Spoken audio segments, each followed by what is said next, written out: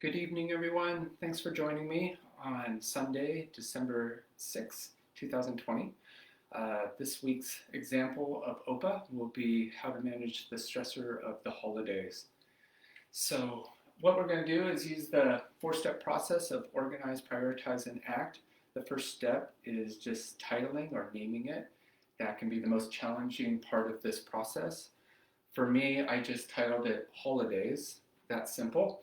And then we're going to use the next step, number two, we're going to use the lines as a form of organization of getting our disorganized thoughts to be listed from top to bottom. We're going from the emotional state to the logical state of thinking, getting rid of any negative thoughts that may be kind of simmering if I'm having feelings around the holidays. So what I want to do is generate positive, supportive thoughts. And this allows me to brainstorm and just go in any order, putting one supportive thought on each line, not worrying about any plan of action at this point. So as you can see, these are some of the things that I was able to come up that worked for Marty. You may come up with different supportive ideas around the holidays, or you may like some of these and use them for yourself.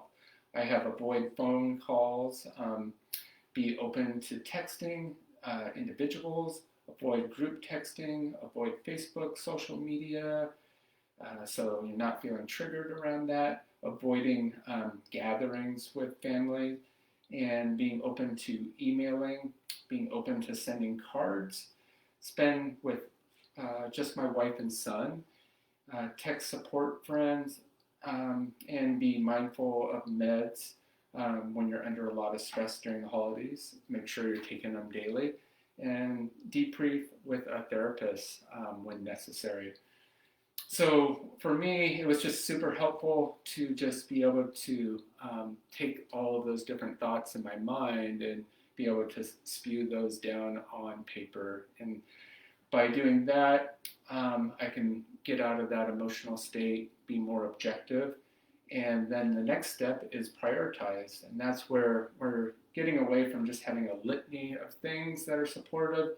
And we're going to now create a hierarchy in which we're naming for ourselves what is the thing that we're going to use 24/7 in that situation when I'm feeling the stressor.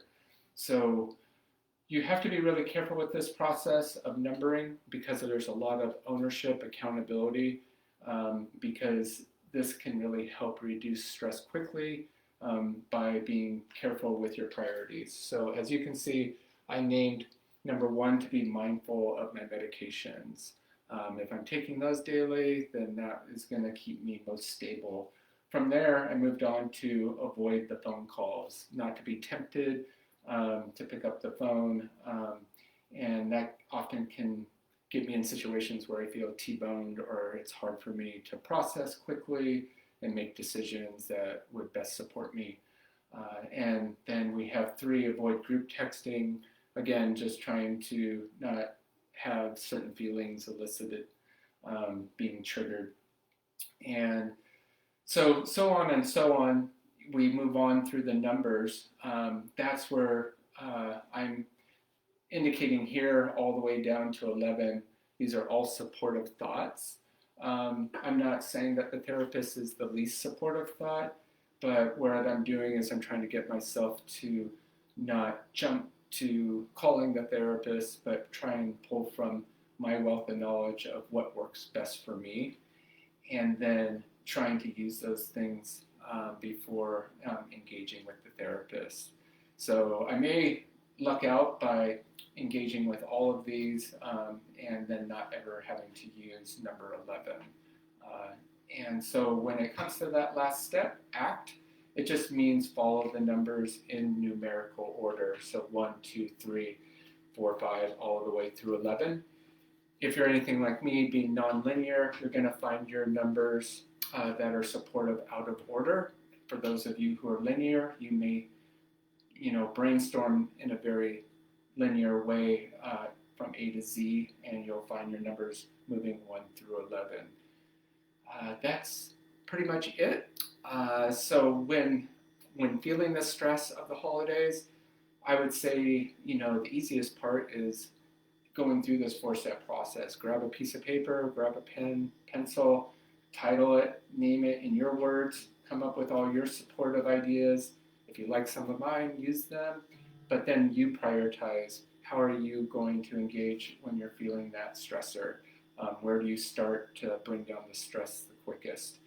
Again, this process is not about fixing the situation, but how do you just relieve some of that stress so that we're having a better quality of life.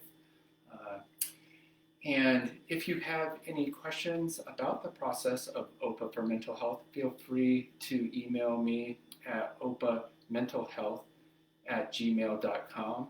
You can also go to my website, opaformentalhealth.com, and please visit any of the YouTube videos. Thank you for your time, and I hope you have a great rest of your week.